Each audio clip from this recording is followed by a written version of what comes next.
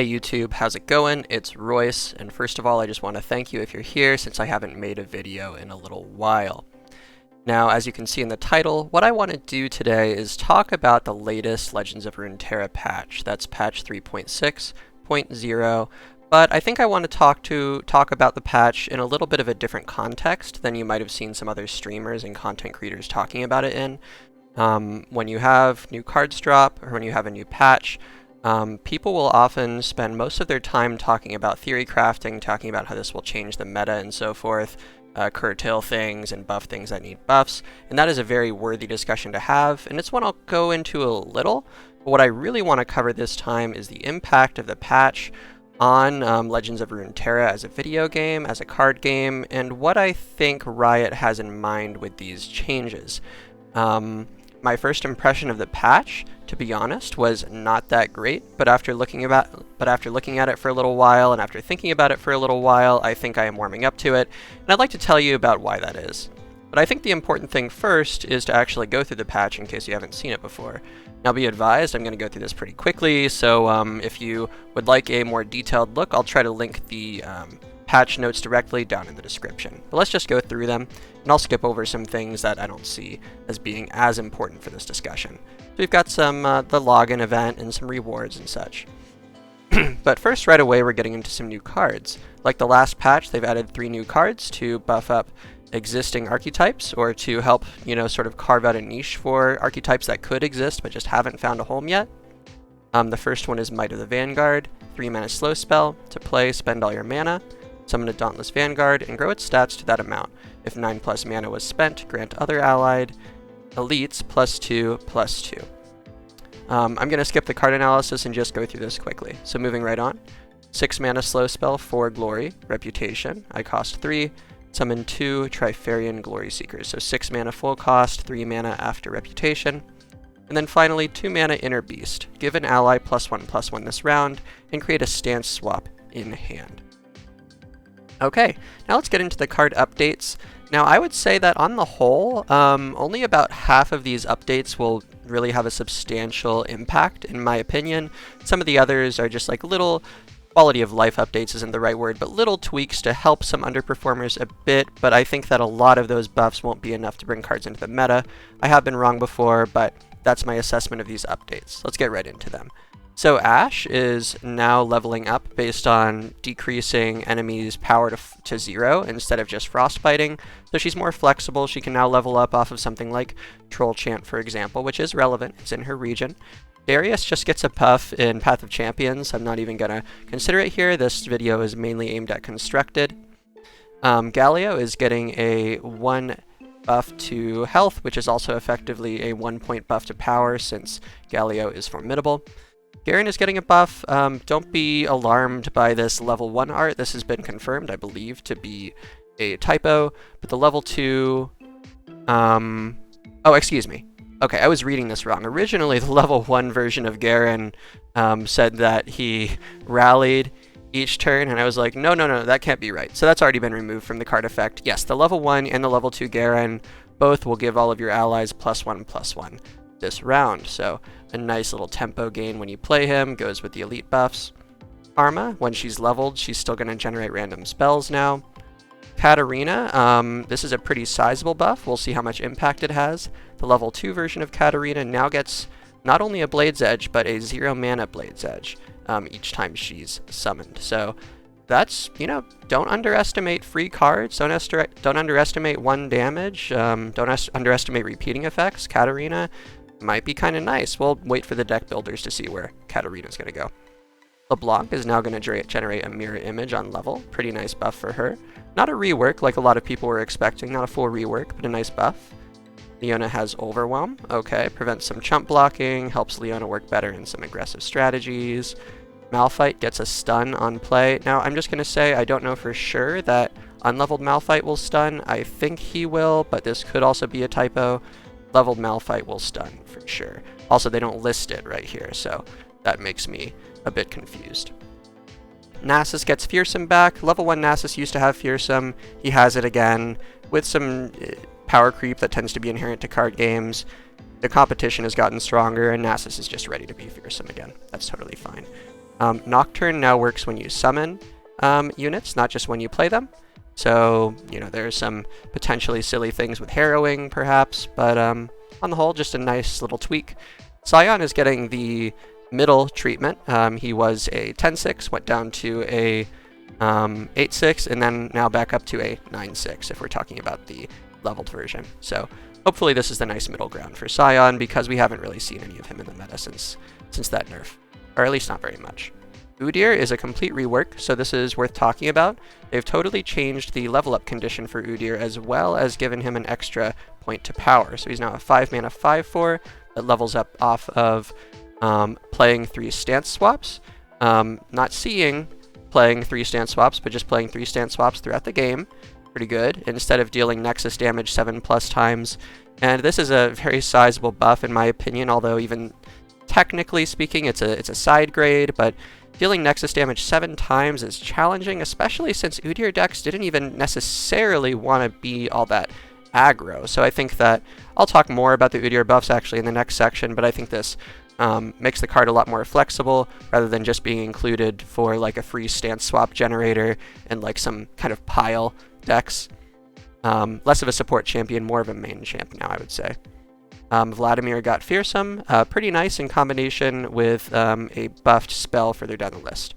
Ambush got nerfed to 3 because of the Victor shenanigans that have been running around, and then Ballistic Bot also got a small nerf from 1/3 down to a 0/3 base stats, but still has Augment. Blood for Blood was a Victor spell I was talking about. It's now burst instead of fast, so it's uninterruptible. You're going to get that free additional follower, as well as dealing some self-damage, which could have a proc on one of those Crimson units. Buried Sundisk got a small nerf from advance by 10 whenever you level up an Ascended ally to advance by 9. So the effect for Mono Shurima, Azir Zerath, is that they'll be able to go off on round 8 instead of round 6. I'll talk more about that in a second. Callous Bone Crusher, side grade here instead of a pure upgrade. Reputation, it now costs 3 instead of 2, but it comes with Overwhelm. I would call that a buff, but technically speaking, again, just a side grade. Iara Allseer has turned into an engine. Now, instead of just creating a stance swap and making it cost 0, it creates a stance swap, and then every round you get a 0 mana stance swap. So you can make up the high mana cost for Iara Allseer much more easily now. Swiftling Lancer just got the treatment of becoming an elite to fit more easily into that deck. Bandletree got destroyed, in my opinion. It's you now have to have seen followers from, or excuse me, units from 10 different regions get played, but it's been buffed from 5 mana to 4 mana. I don't think this card will ever really see play. A 4 mana slow value generator and Vandal City, I don't think that's really what they need, and I don't think you're going to very reliably be able to get the win con anymore. So Bandletree, RIP. And Vanguard Squire got a nice stat buff. Now if you play Vanguard Squire before any, or I said stat buff, excuse me, mana buff. Now if you play Vanguard Squire before any mana decreases, it's still a 3 mana 3/3, not the worst. It is an elite, but it has much more potential to get down to 1 or even 0 mana without too much trouble. Yordles in Arms now tops out at +3/+3 instead of +4/+4. This was an immensely swingy card for the last few metas. I think it was largely seen as kind of still like a sleeper tier 1, maybe tier 0, but with all the Victor stuff going around, but I think people were more leaning towards playing the newer cards or the newly buffed cards. That's just my opinion. I think Yordles in Arms was going to get OP again, so I think this was an important nerf, and at +3/+3, I think this deck might still be okay. And then we've got some rules updates. So quickly, just to go over them, they have removed burst passing, and they have consolidated play effects and cast effects together. There will no longer be a distinction there. They have been consolidated. I'll go more into that if those things didn't make sense. Don't worry about that. And then they have made some other UX and UI changes here. Down here, it's now clearer what's going on with the stack, with attack order during the round, with ghost blockers, etc. So that stuff is nice for new players. I don't hate that. Some personalization stuff, I don't really care. I'll just skip it. I actually have some alternate skins and emotes, and I just kind of find myself using the defaults anyway. And then, chip card back is cute though. And then some bug fixes. I didn't see anything super serious in here. Okay, so that was the first part of the video, just a quick overview of the patch. So now that we're on the same page, I'd like to talk more about these cards, more about these decks, by just very quickly going over the changes and the additions in order of my perceived impact on the competitive metagame in constructed Legends of Runeterra. So first of all, I think that the Udyr changes are probably the most impactful on the meta, or maybe tied for the most impactful. Udyr's level up condition is now much more synergistic, I think, with what Udyr decks usually want to be doing, with what the card usually wants to be doing. Inner Beast is like, think of it like a Pale Cascade, but you don't have to play something first. There's no Nightfall. You just pay 2 mana, get +1/+1, you draw a card, you create a card. A stance swap is about on par with what you would expect to pay for their effects, maybe a little bit undertuned, but stance swaps also synergize with the deck and they help Udyr level up. So it's kind of like a 2 mana burst, +1/+1 draw 1 for Udyr decks, and we saw how good that was in Targon, so I think it's going to be pretty much just as good in this deck. And then here, Allseer, again, could be kind of an engine to keep those stance swaps going and keep them at 0 mana. So expect some new Udyr decks to crop up in the new meta. I don't know if it's going to be tier 1 or not. Also, Udyr got the stat buff. That was nice too. But I think this is just this is a much more sensical kit for him, I would say. Elites are my number 2. I think the elite changes could have some nice impacts. It solved a few problems with the deck. It gave them more of a payoff with Might of the Vanguard, although that card it competes a little bit with some of their other big spells, but I think there are definitely some ways that Might of the Vanguard edges those out. The Garen buff is nice. It's kind of like a pseudo Bannerman effect when you play the Garen. Swiftling Lancer as an elite is nice. Doesn't matter that much once you've actually played your cards.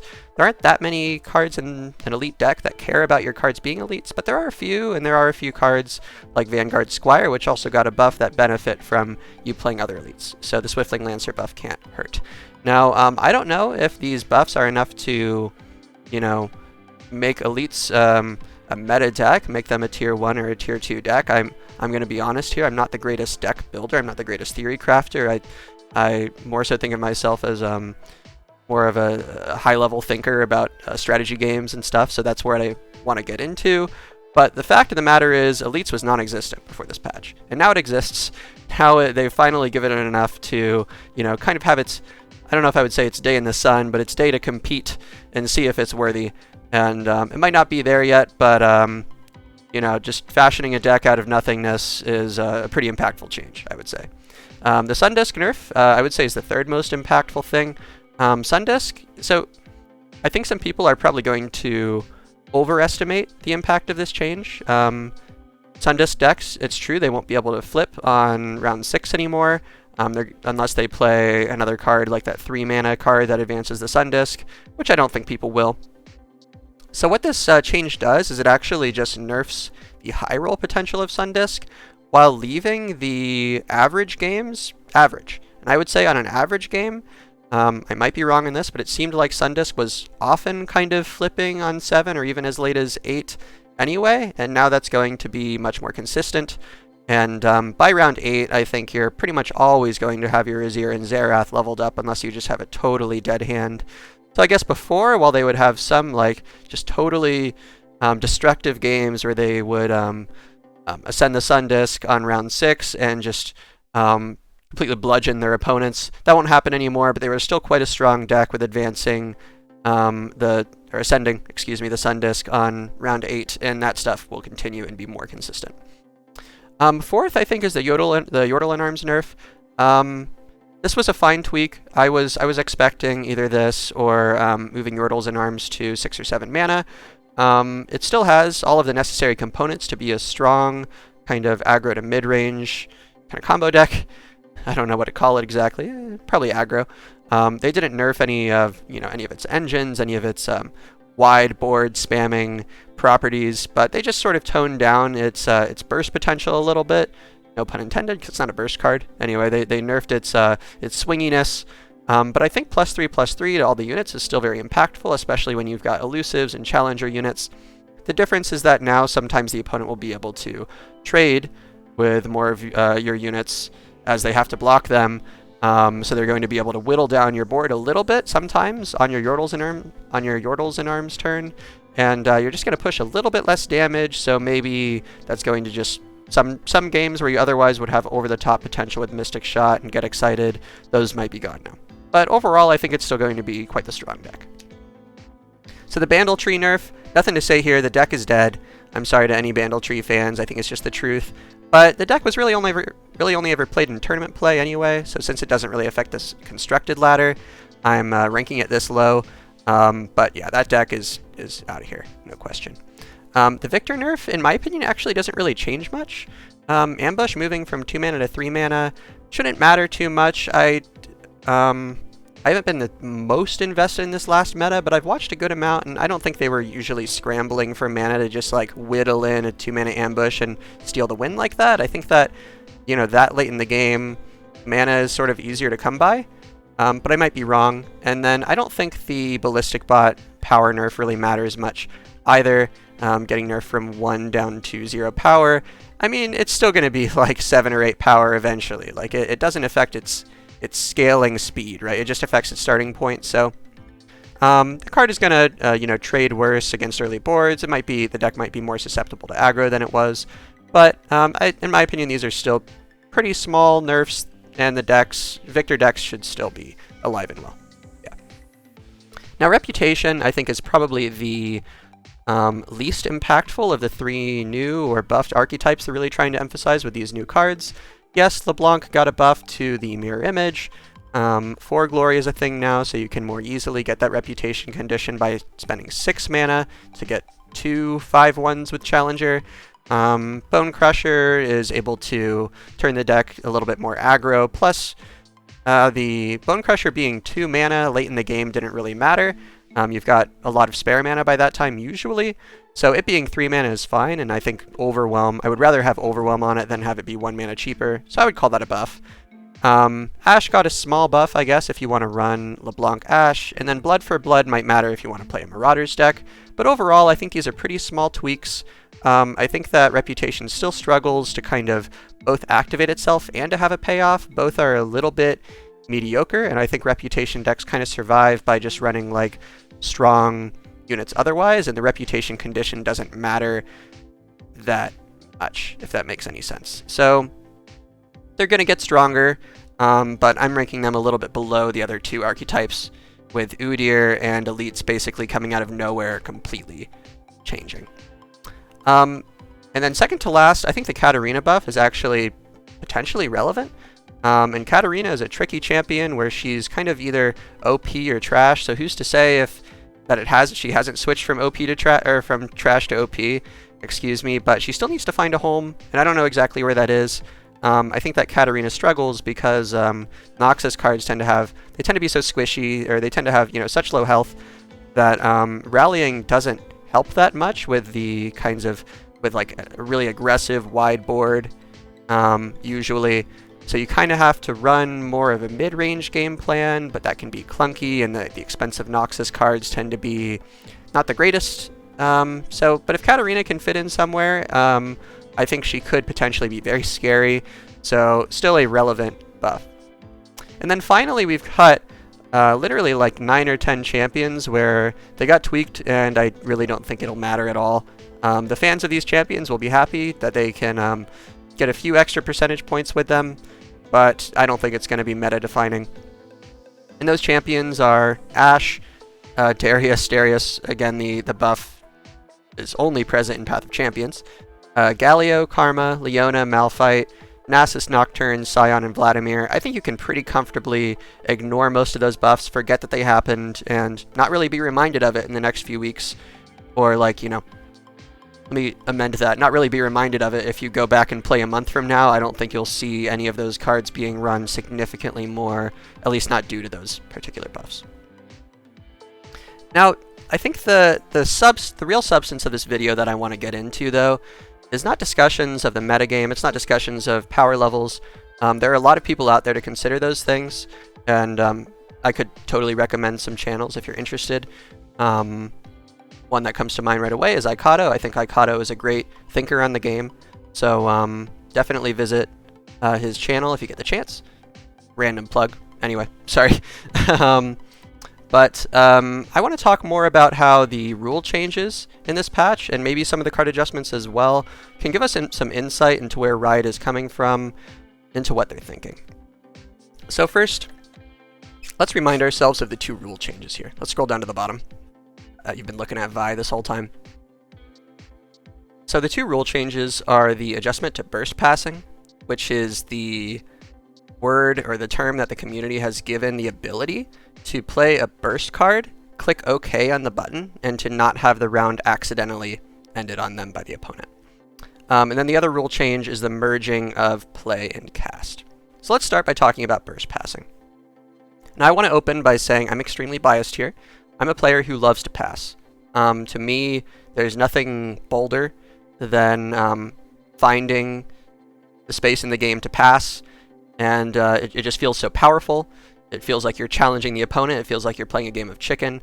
I like stuff like that. Of course, some other players will disagree. I just had to give that caveat before I start explaining my feelings on the burst pass change. My initial feelings on the burst pass change were very negative, and at this point, after a few hours to think about it, I think they're mixed. So they've improved. And one thing that made my feelings on the burst pass change more mixed was really its relevancy in your average game of Legends of Runeterra. What I started doing is I looked at the top meta decks, which I was just arbitrarily defining as decks with over a 1% play rate on runeterra.ar. I was looking at the actual burst and focus spell, excuse me, the actual burst and focus speed spells that they play. And what I noticed is while burst passing has relevancy like inherently, and I'll get into that in a second, there aren't that many burst and focus spells that really reward you themselves for burst passing. The one that I could think of that sees play in across multiple meta decks is Unraveled Earth. I mean, that's a great example of a time where it's valuable to burst pass. You have 4 mana, you have Unraveled Earth, you've got a 1-drop in hand, and you have that 1 mana landmark that summons a Clockling, Ancient Preparations, right? So it's your priority, you play Unraveled Earth, and you could instantly go and play one of your other 1 mana cards, but instead you press OK, and then you wait to see if the opponent will play a unit. If they do play a unit, if you've baited them into playing a unit, you can play your unit in response and pick it off if it is threatening enough, or you can just play let's say what you really wanted to do is take the more passive play and play your 1 mana landmark, like a landmark.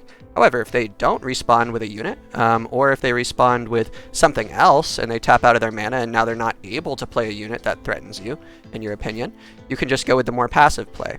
When you play Unraveled Earth, you're basically giving yourself flexibility. You're not committing to a single option, and you're basically waiting for the opponent to do something, and you're responding in kind. And because Unraveled Earth will give a unit that they play vulnerable, it specifically punishes one sort of play. Or, if they don't want to make their unit vulnerable, they could simply pass back and you could end the round. So it gives you lots of power in those sorts of situations. Now, burst passing is not just restricted to the effects of specific cards that might benefit from that. If you can grant an enemy unit vulnerable, or if you can grant one of your own units challenger, that's an obvious benefit of burst passing. Burst passing also has the benefit of allowing you to non-committally spend mana, allowing you to non-committally try to develop yourself, or to try to non-committally punish a development. So by burst passing, you're basically spending, I assume, a very low amount of mana, and you're spending your action, you're putting the onus on the opponent, you're passing priority to them to try to get them to play a priority unit that you want to respond to with removal. Or by burst passing, you are spending a little bit of mana, passing priority to the opponent to see if they tap out of their mana so you can develop yourself. So again, it provides kind of this game of chicken that I personally find very interesting.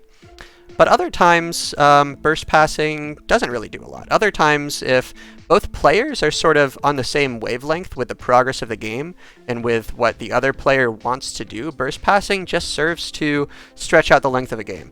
It's really something that a lot of the times you're supposed to do. Like, it's good practice, it's good fundamentals to burst pass in certain situations. But I would say in 80 to 90% of those situations, whatever you're trying to do, whatever you're trying to trick the opponent into doing, they won't fall for.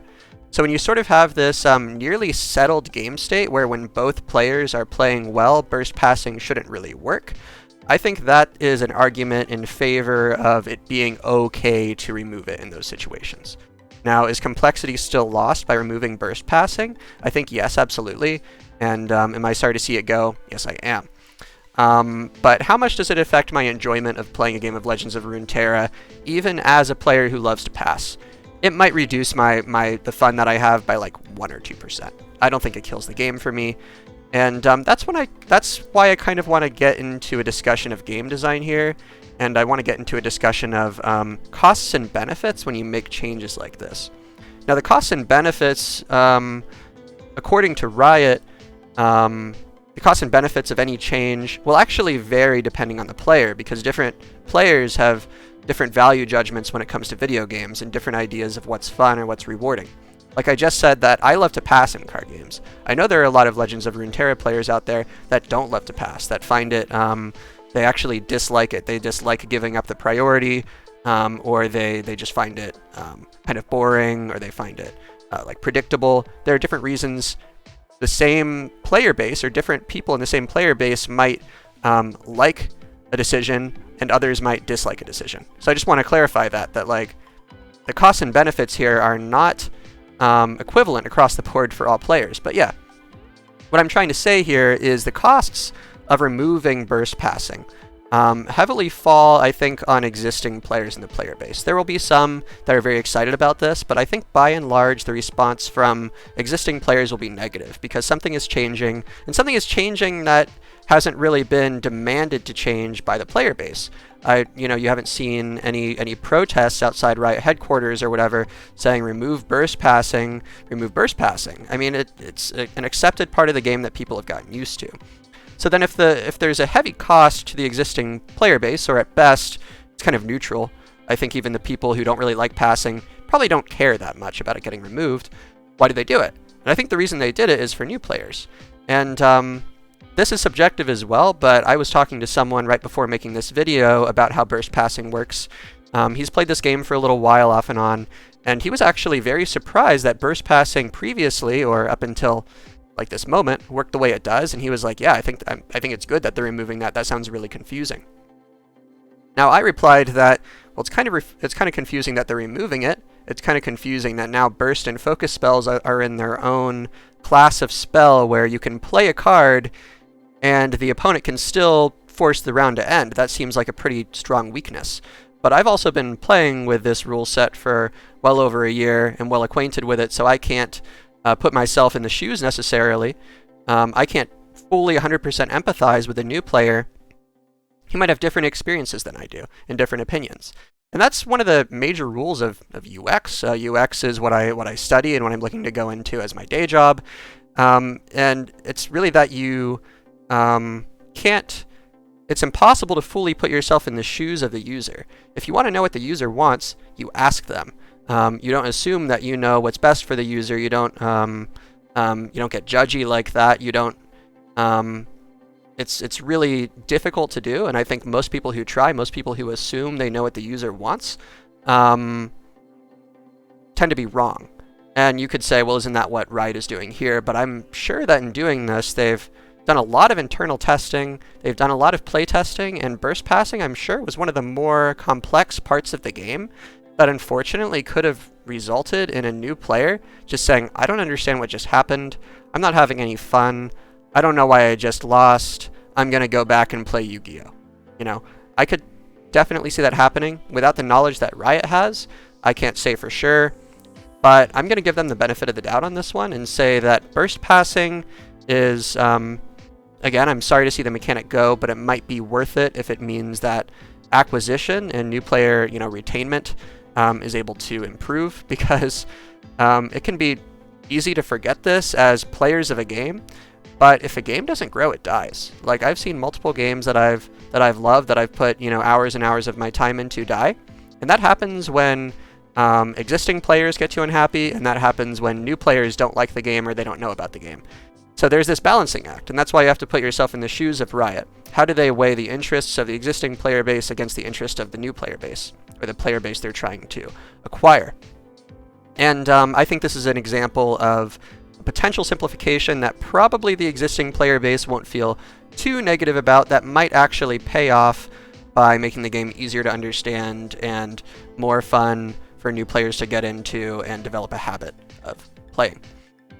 And I think a lot of that conversation also extends into the other rule change that I want to talk about. And that other rule change is the merging of cast and play. Now this one I think will further actually stretch my perspective that, these changes are actually good, because although when I first thought about the changes to cast and play, I was like, who cares? That's fine. I felt totally neutral about it. In after some more thought, I'm actually feeling more negative about this change, but I think it still might be the right move. And the reason for that is similar. The reason for that is, again, the cost is that, it's changing something that people already understand, so it causes confusion. Like the removal of burst passing, it's removing some complexity. It's removing some potential mind games. It's removing some interactivity. Interactivity, by the way, is my favorite word to use when I promote this game, and it's my favorite aspect of the game, that it's so interactive. So it has some similar costs, and I think some of them are actually greater. But the benefits are similar. I think the benefits of merging play and cast are that this might be easier to understand by new players, and it also improves the consistency of the game. It improves written consistency. Riot has not been known for being very consistent in their wordings on cards. Whenever I have friends that want to come over from Magic the Gathering, and they have, they're nerds about it, and they know exactly how the different phases work and everything like that, and I have to explain, like an inconsistency in Legends of Runeterra, I wince a little bit, because I know that they're judging the game. So if merging play and cast helps Riot stay more consistent with their wordings, then I support it from there as well, because over time we've had different wordings, I believe. I don't know this for sure. We've had different wordings for cards like Lux, right? Where sometimes it said cast, sometimes it said play. I'm confused on that, but anyway, I've gotten a little bit ahead of myself. Really quick, let me define the difference between these.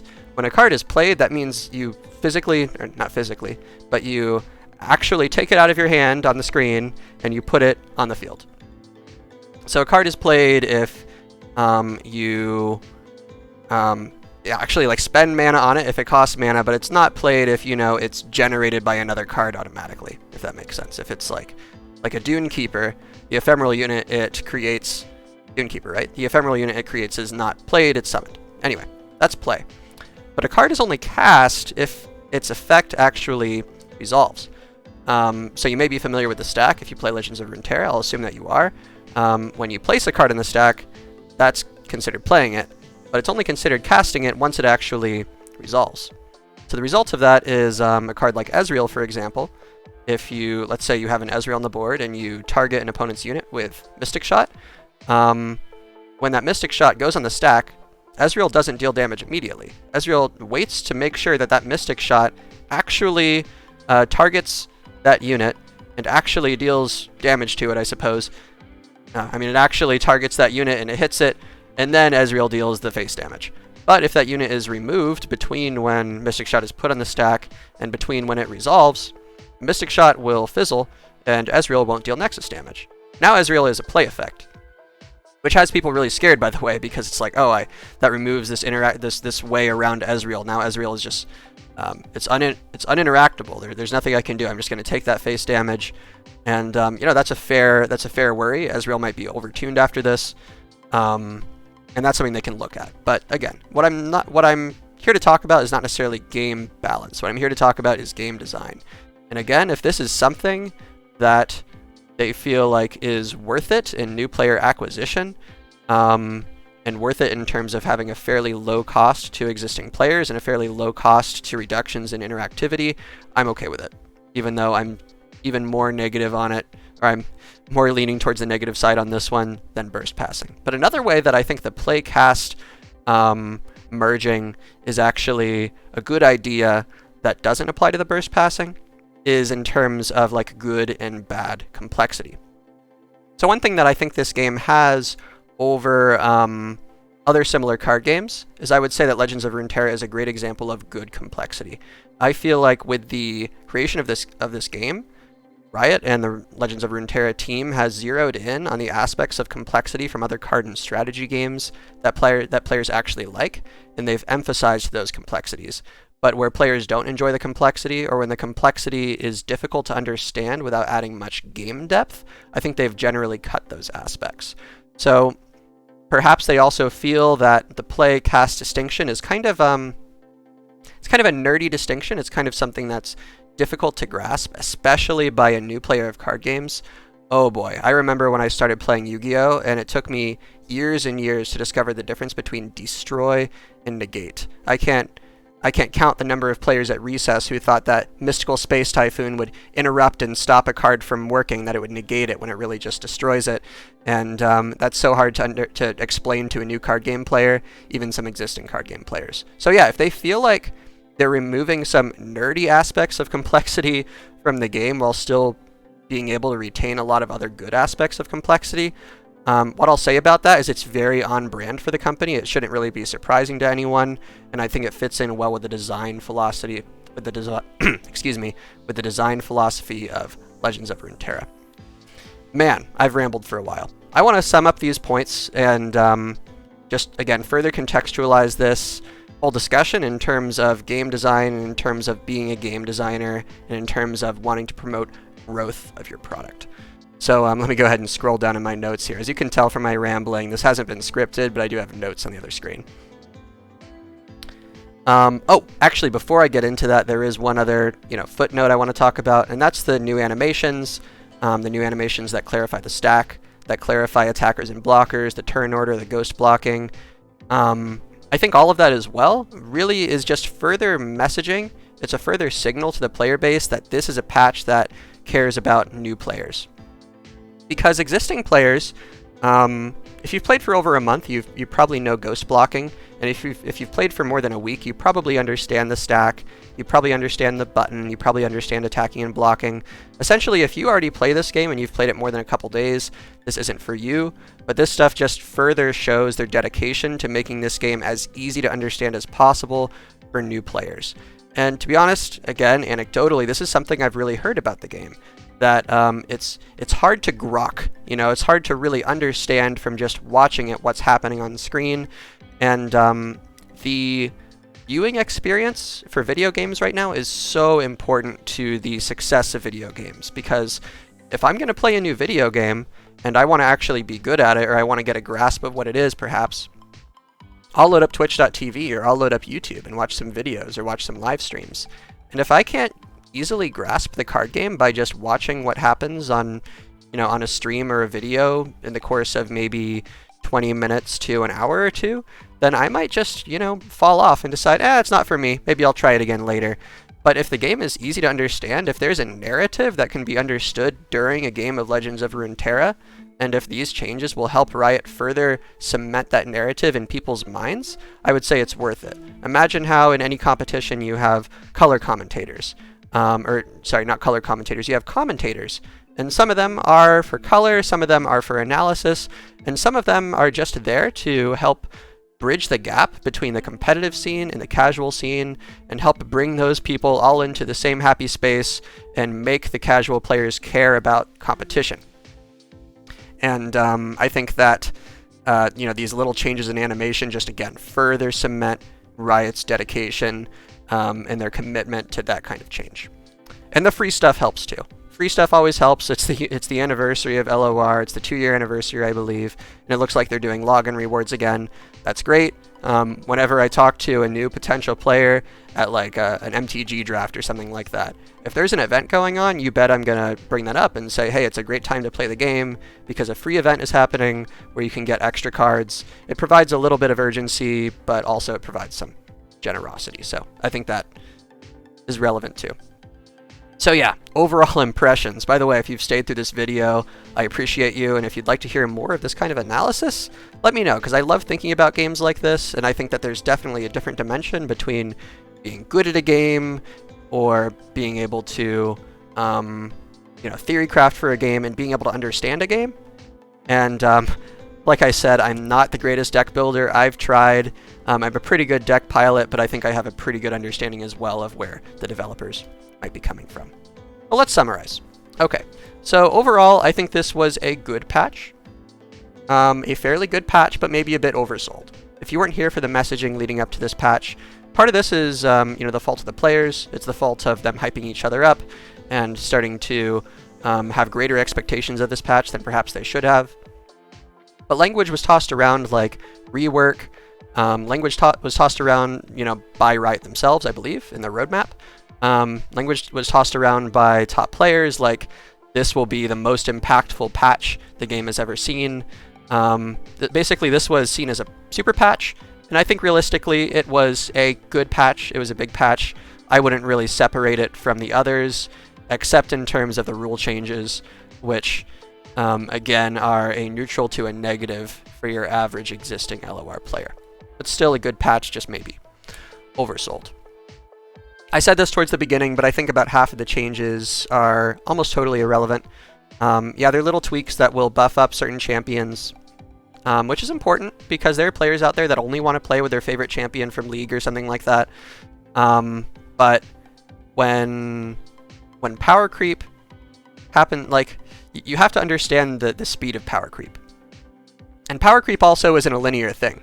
I mean, it's imagine power creep like a graph of the stock market, right?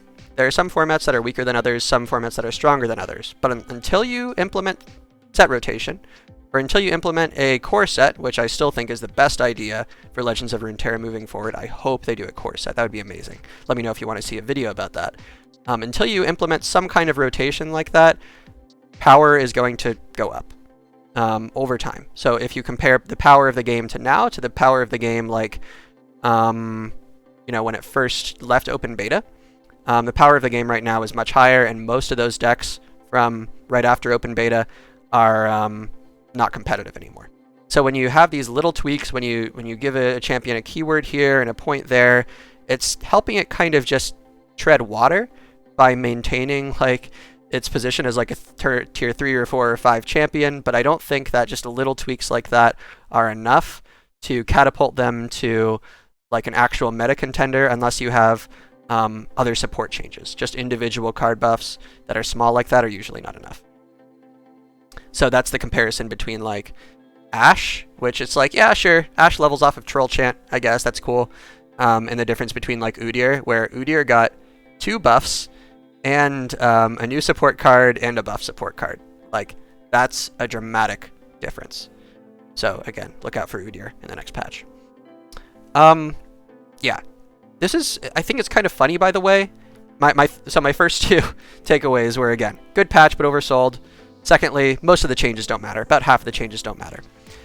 Third takeaway. This patch is heavily focused on new players, and I weirdly feel like people haven't realized it. Maybe it's just like so understood that they feel like they don't need to talk about it. But yeah, when I looked at this patch and I thought about it for 5 minutes, I was like, okay, this patch is not for me. Maybe more people know that than are letting on, but I just weirdly feel like there's a messaging problem in like the forums I've been to so far and the Reddit threads and stuff like that, where it's like, yeah, this is for new players. They're trying to keep existing players happy. They're trying to keep pros happy, but this is for new players. This is for client acquisition. So just understand that. Yeah. My fourth takeaway is that, yeah, this still aims to please existing players by looping in the pros. If you don't know about the lead up to the patch, there was some very good communication from Riot by doing like infographics and stuff, and by like leaking some of the changes that they were going to make or giving teasers. That was great, and I think a lead up to patch season is something that they should implement in their roadmap moving forward. It really got people talking about it like a week or 2 ahead of time. It reduced the doomers, the voices of the doomers, and it basically said, okay, if nothing else, Riot is listening. I don't know how many resources they actually have to develop to making like an infographic and to replying in a few forums and to like, what they did. but it doesn't seem like it would take that long or it'd be that resource intensive. And at least for me, as someone who's been kind of lukewarm on Runeterra, who's been playing other games, the lead up to the patch got me way, way more excited about playing the game again and making content for the game again. So please, more of that. It was awesome. And also looping in top players in your round tables where you were workshopping or like kind of teasing some changes to cards with them, seeing what they thought. That's a great idea. Whenever there is a total mismatch between the perspective of top competitive players and a game's developers, it just feels really bad. There's nothing worse than your company feeling out of touch with the player base. And the competitive player base, even though they make up a small section of the game, they make up the most visible section of the game on Twitch, on YouTube, which, you know, has downflowing effects even to, like, you know, App Store reviews and stuff like that. So please try to keep the new players happy. You don't need to baby them, but, you know, hear their voices. Yeah. So my fifth takeaway is that the game the changes to the game are trying to focus on good complexity. Again, reviewing from before. Things like burst passing and especially things like play versus cast feel especially nerdy to me, which I'm not trying to use in like a pejorative way. I'm just saying it's a kind of complexity that like rule sharks care about, or, you know, that